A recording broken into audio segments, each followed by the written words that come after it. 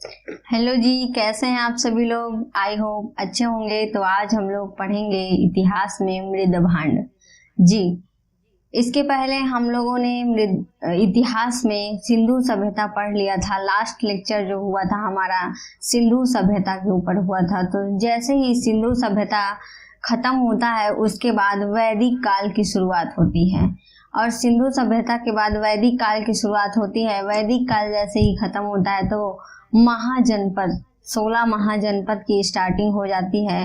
तो हम लोग वैदिक काल को एक दिन के लिए रोक करके 2 दिन के लिए, और पहले मृदभांड और जो सभ्यताएं हैं जैसे मेसोपोटामिया की सभ्यता, मिस्र की सभ्यता, रोम की सभ्यता, इन सभ्यताओं और मृदभांड के बारे में चर्चा कर लेते हैं। उसके बाद वैदिक काल की बात करेंगे। तो आज हमें पढ़ना है स्टूडेंट मृदभांड। आज हमें पढ़ना है मृदभांड।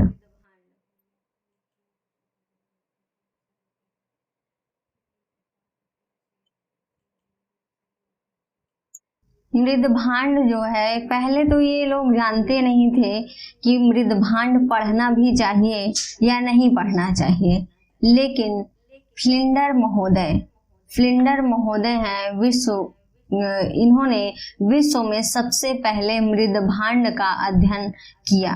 फ्लिंडर महोदय ने विश्व में सबसे पहले मृदभांड का अध्ययन किया। तो फ्लिंडर महोदय को मृदभांड का जनक कहा जाता है। वैश्विक स्तर पर फ्लिंडर महोदय को मृदभांड का जनक कहा जाता है। और जब वैश्विक स्तर पर इसके जनक हैं तो ऐसा भी होगा कि भारत में भी कोई इसके जनक होंगे। भारत में भी कोई इसके जनक होंगे। तो भारत में जो इसके जनक हैं वो हैं बीबी लाल। भारत में जो इसके जनक हैं वो हैं बीबी लाल। तो बीबी लाल हमें इसके पहले भी कहाँ मिले थे? तो कालीबंगा में। याद करिए, आई थिंक आप लोगों को याद हो गया होगा कि बीबी लाल हमें मिले थे सिंधु सभ्यता के कालीबंगा, जो राजस्थान में है, वहां पर मिला था। बीबी लाल और बीके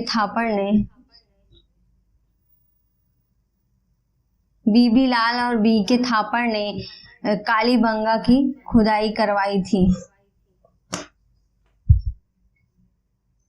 तो पुरातात्विक मृदभांड का महत्व इतना बढ़ गया कि इसे पुरातात्विक अध्ययन का वर्णमाला कहा जाने लगा। मृदभांड का महत्व आगे चलकर के इतना बढ़ गया कि पुरातात्विक अध्ययन का वर्णमाला मृदभांड को कहा जाने लगा। अल्फाबेट ऑफ आर्कियोलॉजिकल किसे कहते हैं? तो मृदभांड को कहते हैं। अल्फाबेट ऑफ आर्कियोलॉजिकल किसे कहते हैं? तो मृदभांड को कहते हैं। अल्फाबेट का मतलब होता है जैसे कि आप मान लीजिए कोई आदमी है, यदि उसे ABCD नहीं आती है, यदि किसी को ABCD नहीं आती है तो आप उससे कैसे उम्मीद कर सकते हैं कि वो इंग्लिश बोल सकता है, इंग्लिश पढ़ सकता है? तो इसी तरह पुरातात्विक अध्ययन का वर्णमाला मृदभांड को कहा जाता है। तो जब जिसे मृदभांड की जानकारी नहीं रहेगी तो वो पुरातात्विक कैसे बन सकता है? ये अलग बात है कि जैसे हिंदी हम लोगों में बोलते मतलब ककहरा किसी को आता है या नहीं आता हिंदी का वर्णमाला, लेकिन फिर भी ये हमारी बोलचाल की, घर की बोलचाल की भाषा है, इसलिए हम इसे बिना पढ़े भी सीख सकते हैं। तो मृदभांड का पहला साक्ष्य जो मिला है वो कहाँ मिला है? तो पहला साक्ष्य इसका इलाहाबाद में मिला है। जी हाँ स्टूडेंट, मृदभांड का जो पहला साक्ष्य मिला है, जो पहला साक्ष्य देखा गया है वो इलाहाबाद में देखा गया है। और यह किस काल में देखा गया है? तो नवपाषाण काल में। मृदभांड नवपाषाण काल में पहला इसका साक्ष्य मिला था मृदभांड का, और यह इलाहाबाद में देखा गया है। मृदभांड का अध्ययन पोएट्री कहलाता है। मृदभांड का अध्ययन पोएट्री कहलाता है।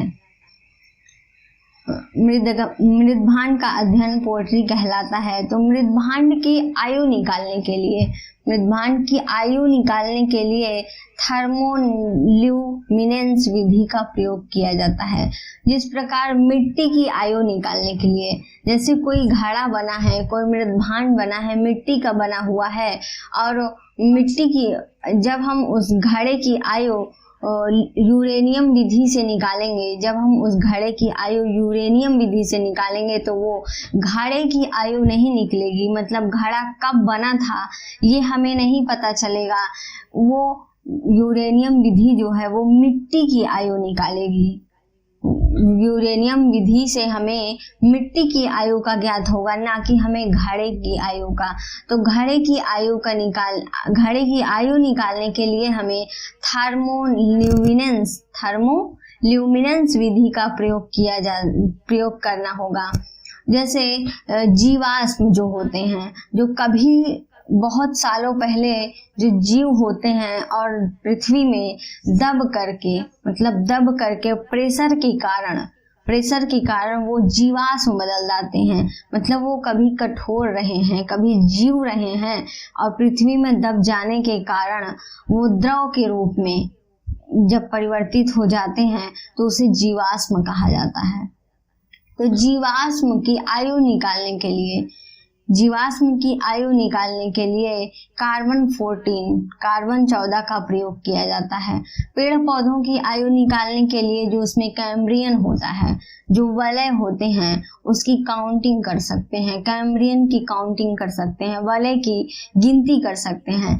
लेकिन जैसे जानवर जो होते हैं उनकी आयु निकालने के लिए हम उनके सींग जो होते हैं उसकी सींग को देख सकते हैं, उनके दांतों को देख सकते हैं।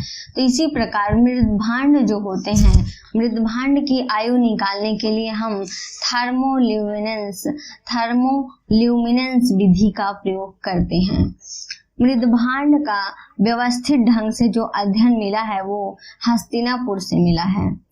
मृदभांड का व्यवस्थित ढंग से अध्ययन की जब हम बात करते हैं तो वो हस्तिनापुर से मिला है। लेकिन इसका पहला जो साक्ष्य मिला है, मृदभांड का जो पहला साक्ष्य मिला है वो इलाहाबाद से मिला है।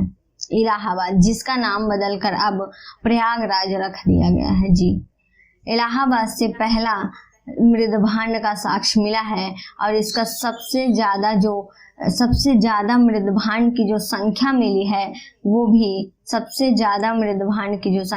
है वो भी हरियाणा से मिली है। हरियाणा के हस्तिनापुर शहर से मिली है। और मृदभांड का जो व्यवस्थित ढंग से अध्ययन किया गया है वो भी हरियाणा के हस्तिनापुर से ही उसका भी साक्ष्य मिलता है। लेकिन जब पहली बार अवलोकन का बात होगा, पहली बार साक्ष्य की बात होगी, तो वहां पर आप लोग इलाहाबाद टिक करिएगा, इलाहाबाद और नवपाषाण काल में। लेकिन व्यवस्थित ढंग से, जैसे सिंधु सभ्यता में क्या हुआ था कि कृषि स्टार्ट हो गई थी मध्य पाषाण काल में, लेकिन उसका व्यवस्थित जो ढंग से कृषि स्टार्ट हुई थी वो नवपाषाण काल में। इसी प्रकार मृदभांड जो है वो पहला साक्ष्य उसका इलाहाबाद में नवपाषाण काल में मिलता है, लेकिन इसका व्यवस्थित ढंग से जो अध्ययन किया गया है वो हस्तिनापुर से मिलता है। प्रथम रासायनिक खोज की बात करें तो वो मृदभांड है। जैसे प्रथम मतलब पहली बार खोजा गया जो धातु है, प्रथम धातु की खोज जो हुई है वो तांबा है। प्रथम धातु की खोज जो हुई है वो तांबा है। और प्रथम खोज की बात करें तो आग है। प्रथम खोज की बात करें तो आग है, और प्रथम धातु की बात करें तो वो तांबा है। और जब प्रथम रासायनिक खोज की बात होती है तो वो मृदभांड है। प्रथम रासायनिक खोज मृदभांड। एक बार क्वेश्चन आया था जेआरएफ में, ये क्वेश्चन पूछा गया था कि पुरातात्विक अध्ययन का वर्णमाला किसे कहा जाता है। पुरातात्विक अध्ययन का वर्णमाला किसे कहा जाता है? तो पुरातात्विक अध्ययन का वर्णमाला मृदभांड को कहा जाता है। जैसे जो ये मृदभांड हम लोगों ने पढ़ा, ये मृदभांड, ऐसे मृदभांड जो बनते थे वो जैसे कि कभी ये सिंपल बने होंगे मृदभांड, गगरी मतलब मृदभांड जो थे वो सिंपल बने होंगे। उसके कुछ सालों बाद मतलब कुछ वर्षों बाद क्या हुआ होगा, किसी और काल में उसमें डिजाइनिंग हुई होगी, फिर आगे चल करके उसमें पॉलिश्ड किया गया होगा, मतलब समय समय पर उसमें परिवर्तन किया गया होगा।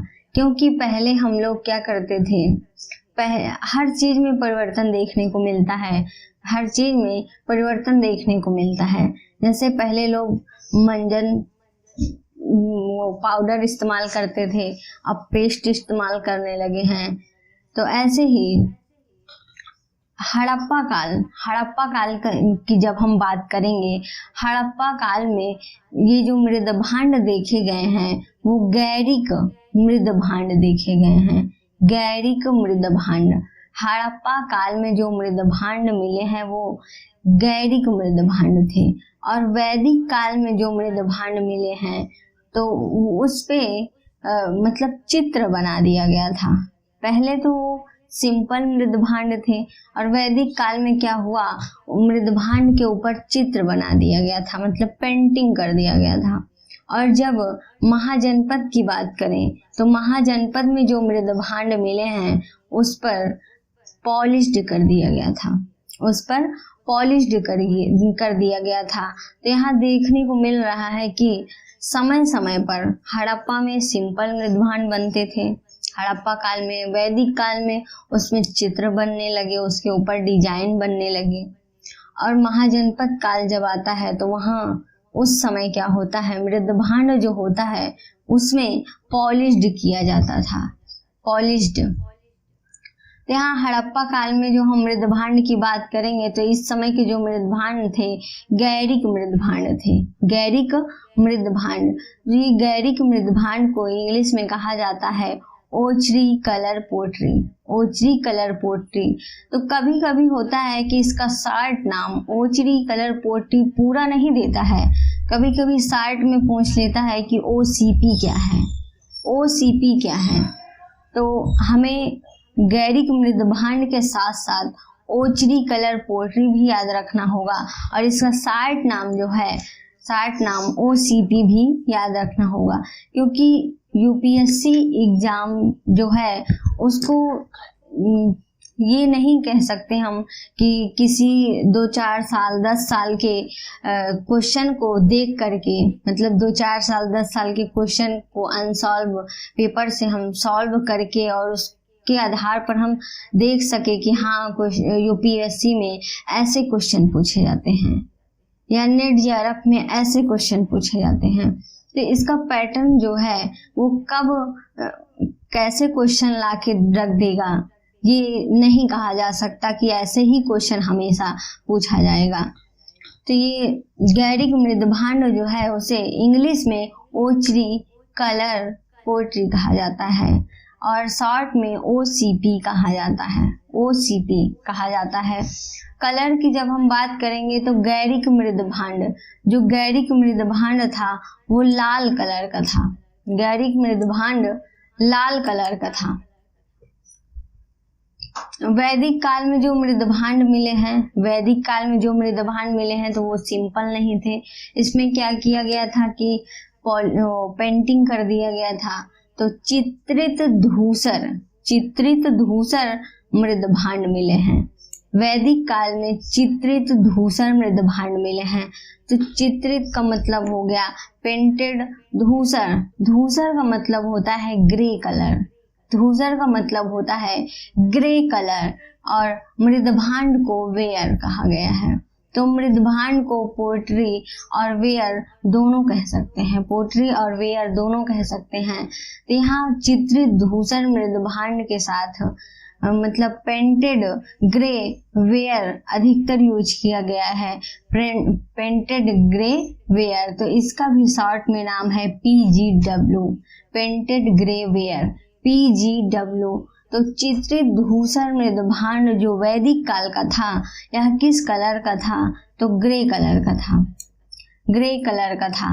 और ये वैदिक काल के जो मृद भांड थे वो प्रीमियम थे, प्रीमियम। वैदिक काल के जो मृद भांड थे वो प्रीमियम थे। तो प्रीमियम की जैसे हम बात करें, प्रीमियम क्या होता है? प्रीमियम को कह सकते हैं कि जैसे एक तरह से VIP हम कह सकते हैं।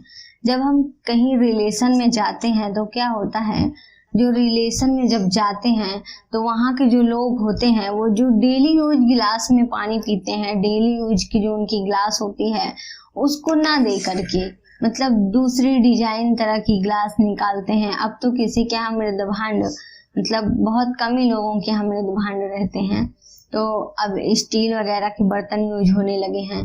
तो जो ग्लास होती है वो डेली यूज की जो ग्लास होती है उसको नहीं निकालते, बल्कि नई नई ग्लास निकालते हैं, उसकी डिजाइनें अलग रहती हैं। तो इसी को कहा जाता है प्रीमियम। जैसे कोई बच्चा है, कोई छोटा बच्चा है, तो उसे प्रीमियम काजल की कोई आवश्यकता नहीं है, उसे प्रीमियम काजल की कोई आवश्यकता नहीं है। उसे क्या होता है, दिया में काजल पार करके उसके आंख में लगा दिया जाता है। लेकिन जैसे बड़े लोगों की है बात करें तो उन्हें प्रीमियम काजल लगाया जाता है। जैसे गाड़ी, एग्जाम्पल के रूप में गाड़ी को लेते हैं, 4 व्हीलर। तो हम जैसे जाते हैं 4 व्हीलर एजेंसी जाते हैं तो बोलते हैं कि हमें प्रीमियम 4 व्हीलर दिखाइए, प्रीमियम कार दिखाइए।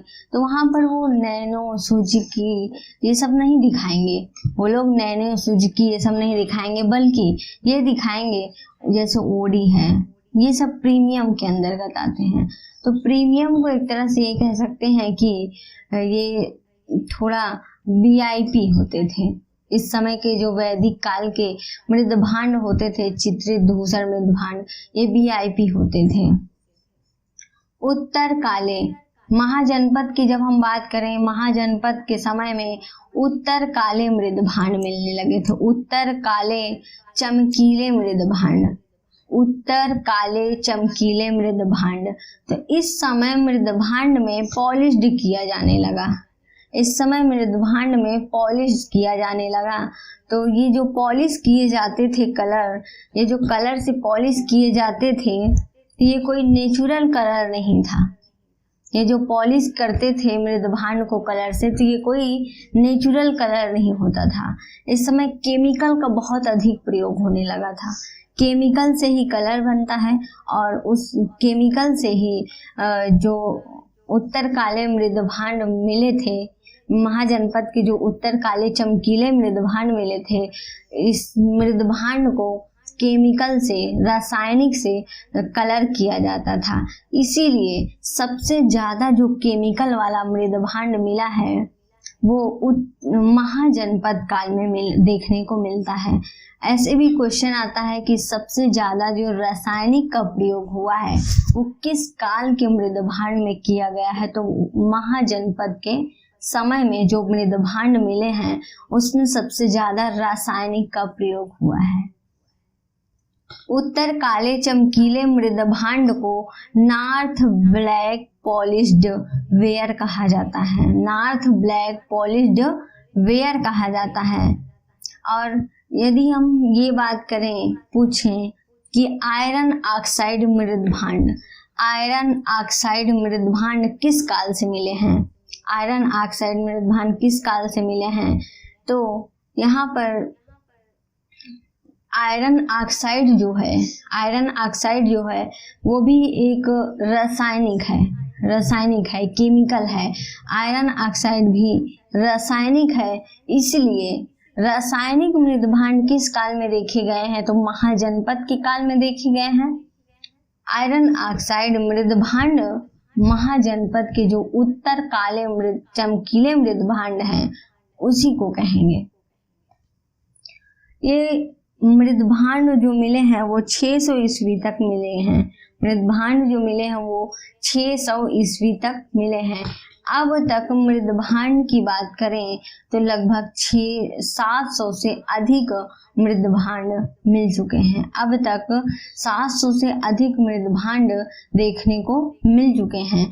तो ये भी है कि ऐसा भी कोई मृदभांड होगा, जैसे हड़प्पा काल में क्या हुआ कि गैरिक मृदभांड मिले थे। वैदिक काल में क्या हो रहा है कि चित्रित धूसर मृदभांड मिल रहे हैं, और महाजनपद के काल में उत्तर काले चमकीले मृदभांड मिल रहे हैं। उत्तर काले चमकीले मृदभांड मिल रहे हैं। तो ऐसा भी कोई मृदभांड रहा होगा, मतलब ऐसे भी कोई मृदभांड रहा होगा जो इन तीनों कालों में रहा होगा, जो इन तीनों कालों में प्रयोग में लाया जाता रहा होगा। तो वो मृदभांड है काले लाल मृदभांड। जी स्टूडेंट, ये है काले लाल मृदभांड। जो काले लाल मृदभांड है वो तीनों कालों में था। इसका यूज होता था हड़प्पा काल में भी, वैदिक काल में भी और महाजनपद काल में भी काले लाल मृदभांड का प्रयोग होता था। ब्लैक रेड वेयर जो था, काले लाल मृदभांड, तीनों काल में इसका प्रयोग देखा गया। इसी को काले लाल मृदभांड को ही क्या कहा गया, कृष्ण, काले को कृष्ण और लाल को लौहित मृदभांड। तो काले लाल मृदभांड को कृष्ण लौहित मृदभांड, कृष्ण लौहित मृदभांड भी कभी कभी ऑप्शन में देता है कि काले लाल मृदभांड नहीं देता, और वहां पूछता है कि ऐसा कौन सा मृदभांड था जो तीनों कालों में उपस्थित था। ऐसा कौन सा मृदभांड है जो तीनों कालों में उपस्थित था, तो वहां काले लाल मृदभांड ऑप्शन में नहीं रखता है, तो कृष्ण लौहित मृदभांड रखा। कभी कभी एग्जामिनर रखता है क्वेश्चन में ऑब्जेक्ट ऑप्शन में, तो वहां पर कृष्ण लौहित मृदभांड सही होगा। मतलब काले लाल मृदभांड को ही कृष्ण लौहित मृदभांड कहा जाता है। यह मृदभांड तीनों कालों में मिलता है। तो यह जो काले लाल मृदभांड देखे गए हैं, यह ताम्र पाषाण काल से सिंधु सभ्यता का पाषाण काल का यह समय है। ताम्र काल से लेकर के महाजनपद के काल तक ये मिलता है। काले लाल मृदभांड जो है वो ताम्र काल से लेकर के महाजनपद के काल तक देखा गया है। तो ऐसा कौन सा मृदभांड है जो उपहार में देने के लिए प्रयोग किया जाता था? ऐसा कौन सा मृदभांड है जो उपहार में देने के लिए प्रयोग किया जाता है, उपहार में उस समय दिया जाता था? तो वो उत्तर काले चमकीले मृदभांड हैं। उत्तर काले चमकीले मृदभांड हैं, क्योंकि ये जो मृदभांड था ये बनाया जाता था, उसमें चित्रित भी किया जाता था, और उसे रासायनिक कलर से, चमकीले कलर से मतलब पॉलिश्ड कर दिया जाता था। तो ये एक्स्ट्रा प्रीमियम होता था, मतलब बहुत अच्छा लगता था। तो जो चीजें अच्छी लगती है उसी को आदमी उपहार में देता है, जो सबसे अच्छी सुंदर लगती है। तो ये महाजनपद के समय जो उत्तर काले चमकीले मृदभांड मिले थे, यही उस समय उपहार में दिया जाता था। एक क्वेश्चन आया था नेट जीआरएफ में आया था ये क्वेश्चन कि जो वैदिक काल का मृदभांड है, वो हड़प्पा काल के मृदभांड से किस प्रकार भिन्न है? तो ध्यान से आप लोग सुनिएगा कि वैदिक काल का जो मृदभांड है वो हड़प्पा काल के मृदभांड से किस प्रकार भिन्न था। तो वहां पर कई विशेषताएं दी गई थी। तो जैसे पेंटिंग के आधार, वो चमकीला के आधार पर और पेंटिंग के आधार पर, डिजाइन के आधार पर। तो यहाँ पर जो मुख्य भिन्नता होगी, मतलब मुख्य भेद होगा, वो किस जो अलग होने का रीजन है मुख्यतः वो होगा लाल। कलर, मतलब यहाँ कलर होगा, कलर से वो भिन्न थे, क्योंकि जो गैरिक मृदभांड है वो हड़प्पा काल में मिला है और यह लाल कलर का होता था। और वैदिक काल में जो मृदभांड मिले हैं चित्रित धूसर मृदभांड, ये ग्रे कलर के होते थे, ये ग्रे कलर के होते थे।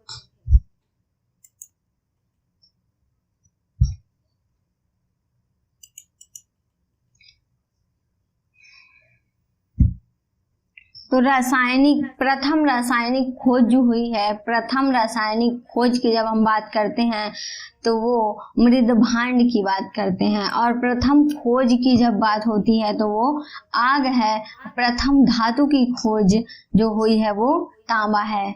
तो अब हम लोग कुछ सभ्यताएं हैं उसके बारे में अध्ययन कर लेते हैं, जैसे मेसोपोटामिया की सभ्यता, मिस्र की सभ्यता, रोम की सभ्यता, पीली नदी की सभ्यता।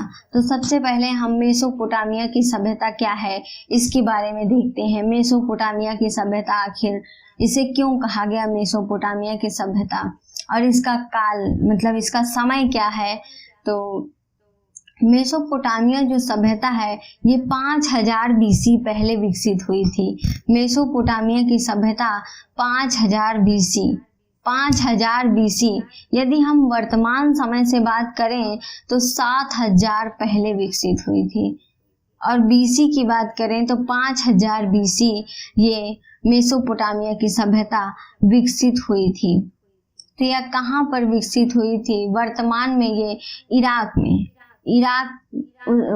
जहाँ पे उस समय मेसोपोटामिया की सभ्यता विकसित हुई थी, वर्तमान में उस जगह को इराक कहा जाता है। वर्तमान में उस जगह को इराक कहा जाता है। तो मेसोपोटामिया की सभ्यता यूक्रेटस और टिबरीज, दो नदियां हैं, यूक्रेटस और टिबरीज, दो नदियों के बीच में जो लोग रहते थे उन्हें वो लोग मेसोपोटामिया की सभ्यता के लोग कहलाए। ये जो जितनी सभ्यताएं हम देख रहे हैं, जैसे सिंधु की सभ्यता, मेसोपोटामिया की सभ्यता, आगे हम अभी और सभ्यताओं के बारे में पढ़ेंगे। तो यहाँ पर आखिर लोग जो होते थे वो नदियों के ही किनारे क्यों बसते हैं? नदियों के ही किनारे क्यों बसते थे? आप लोग के माइंड में ये क्वेश्चन आ रहा होगा कि नदियों के ही किनारे क्यों बसते थे और जगहों पर वो लोग रह सकते थे। लेकिन वो लोग नदियों के किनारे इसलिए रहते थे क्योंकि नदी जा रही है और नदी के किनारे जब बसेंगे तो उनको अनाज उपजाने में सुविधा होगी, मतलब उपजाऊ, वहाँ की जो भूमि होगी वो उपजाऊ होगी, तो वहाँ से वो अनाज का उत्पादन कर सकते हैं, जिससे वो अपना जीवन यापन कर सकते हैं। और पहले जितनी भी सभ्यताएं थी, लगभग सभी का जो आर्थिक आधार जो होता था वो कृषि ही होता था। आर्थिक आधार कृषि होता था, और कृषि करने के लिए उनको पानी की बहुत अधिक आवश्यकता होती है। सबसे अधिक जो आवश्यकता होती है पानी और उपजाऊ मिट्टी। तो नदियों के किनारे जो मिट्टियाँ होती हैं वो अधिक उपजाऊ होती हैं, और नदियों से वो अपने खेतों की अच्छे से सिंचाई भी कर सकते हैं। तो इसीलिए पहले के जो लोग होते थे वो अधिकतर जितनी भी सभ्यताएं बसी हैं, जितनी भी सभ्यताओं का विकास हुआ था वो नदियों के ही किनारे होता था। जैसे सिंधु सभ्यता जो है वो सिंधु नदी के आसपास इलाकों में मतलब पली बढ़ी है, और मेसोपोटामिया की जो सभ्यता है वो यूक्रेटस और टिबरीस नदियों के बीच में मतलब पनपी है, विकसित हुई है। तो अगर ये जो मेसोपोटामिया की सभ्यता है ये ग्रामीण सभ्यता है, मेसोपोटामिया की जो सभ्यता है ये ग्रामीण सभ्यता है। हमें इसका पता मतलब कैसे लगता है कि यहाँ पर जो नालियाँ थी सुव्यवस्थित ढंग से नालियाँ नहीं बनी थी, जहाँ जिसका मन होता था वहीं पानी फेंक देता था, जिसका जिधर मन होता था उधर दरवाजा कर लेता था। ना तो नाली की व्यवस्था थी, ना पानी निकासी की व्यवस्था थी, ना यहाँ पे अंडरग्राउंड वाटर टैंक थे, ना ही यहाँ सड़कें अच्छी थी कि सड़कें मतलब एक माप के आधार पर बनी हो कि इतनी चौड़ाई इसकी फिक्स हो गई है तो इतनी चौड़ाई से अब पतली सड़कें नहीं बनेंगी, या समकोण पर जैसे काटती थी। जैसे सिंधु सभ्यता में जो सड़कें देखी गई है वो समकोण पर काटते हुए देखी गई है, नालियाँ जो मिली है वो ढकी हुई मिली है। तो ऐसा यहाँ पर नहीं देखा गया है, ऐसा साक्ष्य यहाँ पर नहीं मिला है। मेसोपोटामिया में क्या है कि नालियाँ, दरवाजे, पानी, मतलब कुछ भी यहाँ पे व्यवस्थित तरीके से नहीं मिला। जैसे सिंधु सभ्यता में है दरवाजों के सामने, सड़कों के सामने दरवाजे ठीक सड़कों के सामने नहीं खुलते थे। यहाँ जिसका मन जिधर होता था उधर ही दरवाजा कर लेता था। केवल लोथल को छोड़ करके अन्य जगहों में सड़कों के जस्ट सामने दरवाजे नहीं खुलते थे। तो इसीलिए यहाँ की जब यहाँ पे देखा गया कि यहाँ की कैसे व्यवस्था थी, किस ढंग से यहाँ के लोग रहते थे, तभी ये पता चला कि ये सभ्यता जो थी वो ग्रामीण सभ्यता थी। यह सभ्यता जो थी ग्रामीण सभ्यता थी। और ये मेसोपोटामिया की जो सभ्यता है वो विश्व की पहली सभ्यता है। मेसोपोटामिया की जो सभ्यता है वो विश्व की पहली सभ्यता है। जैसे कि यहाँ देख रहे हैं हम 5000 BC, मेसोपोटामिया की सभ्यता 5000 BC विकसित हुई थी। लेकिन इसी स्थान पर सिंधु सभ्यता की जब हम बात करते हैं तो वो लगभग 2300 से 2500 BC के आसपास विकसित हुई थी। इस सभ्यता का, मेसोपोटामिया की सभ्यता का प्रमुख आधार जो था, आर्थिक प्रमुख आधार था, मतलब आय का स्रोत था इन लोगों का जो, वो कृषि था। मेसोपोटामिया की सभ्यता एशिया के सबसे पश्चिमी में, मतलब एशिया जो है उसके सबसे पश्चिमी छोर में मेसोपोटामिया की सभ्यता का विकास हुआ था। सबसे पश्चिमी छोर में मेसोपोटामिया की सभ्यता व्यवस्थित थी। मेसोपोटामिया की सभ्यता बहुत बड़ी थी। मेसोपोटामिया की सभ्यता जो थी बहुत बड़ी थी, इसीलिए बड़ी होने के कारण इसे 4 भागों में डिवाइड किया गया था। 4 भागों में। तो कौन कौन से वो 4 पार्ट हैं? सुमेरियन की सभ्यता, बेबीलोन की सभ्यता, आसीरिया की सभ्यता, कैटरिया की सभ्यता। मेसोपोटामिया की सभ्यता इतनी बड़ी थी कि उसे 4 भागों में डिवाइड किया गया था, 4 भागों में। तो सुमेरियन की सभ्यता, बेबीलोन की सभ्यता, आसीरिया की सभ्यता और कैटरिया की सभ्यता।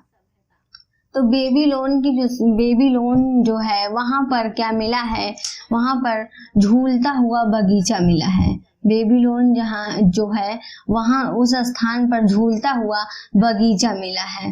तो ऐसा नहीं होता कि कोई बगीचा झूलता होता है, मतलब कोई बगीचा नहीं झूलता है।